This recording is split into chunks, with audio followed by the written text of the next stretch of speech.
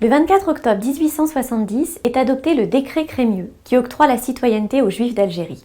Ce décret est signé par le ministre de la Justice, Adolphe Crémieux, qui s'inscrit ainsi dans l'histoire en donnant son nom à ce texte de loi. Cet épisode historique est bien connu et on se représente communément l'accès à la citoyenneté des Juifs d'Algérie comme un don octroyé verticalement par la République généreuse. Or cela n'est pas tout à fait exact.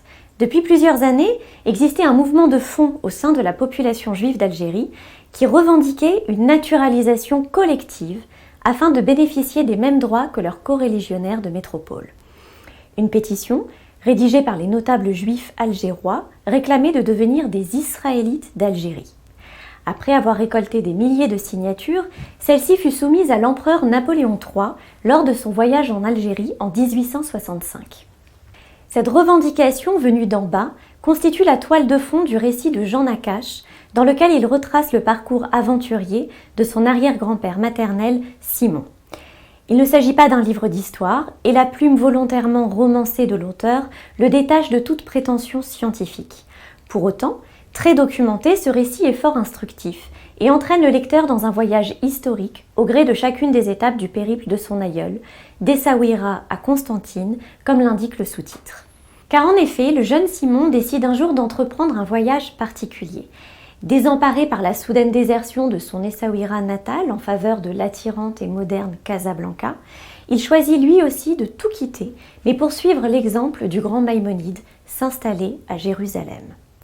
Débute alors une longue expédition, le menant du Maroc vers l'Algérie en direction de la Terre Sainte.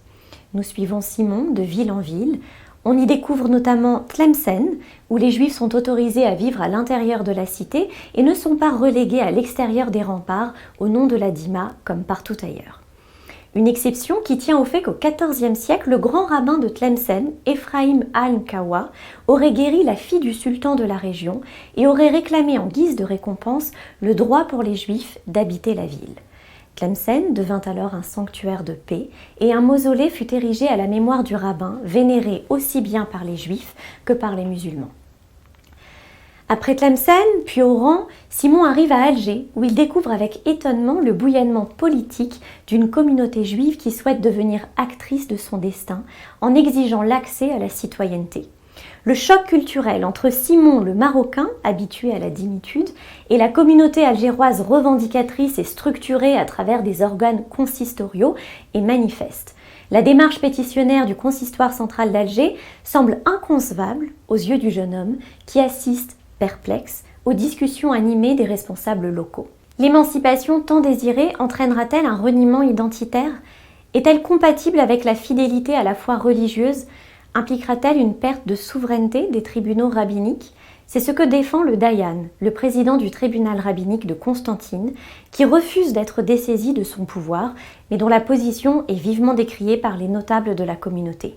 Ces débats passionnés sont interrompus par l'apparition d'une jeune constantinoise qui met un terme définitif au périple de Simon, à mi-chemin vers la terre promise. Son odyssée l'aura donc conduit du Méla marocain à Constantine, où il acquérera la citoyenneté française avec sa jeune épouse quelques années plus tard, après la promulgation du décret Crémieux. Jean Nakache dédie cet ouvrage à sa mère, Kamera Kami Chouchena, qui a nourri son enfance de l'épopée de cet arrière-grand-père. Avec ce texte, il se fait à son tour gardien de la mémoire familiale, tout comme le fut en son temps Simon, qui conservait le souvenir de ses aïeux expulsés d'Andalousie et qui avait trouvé à Essaouira une terre de refuge. Mais d'Espagne au Maroc, d'Algérie en France, les récits ancestraux s'emportent et se transmettent. La mémoire familiale migre elle aussi et circule d'exil en exode.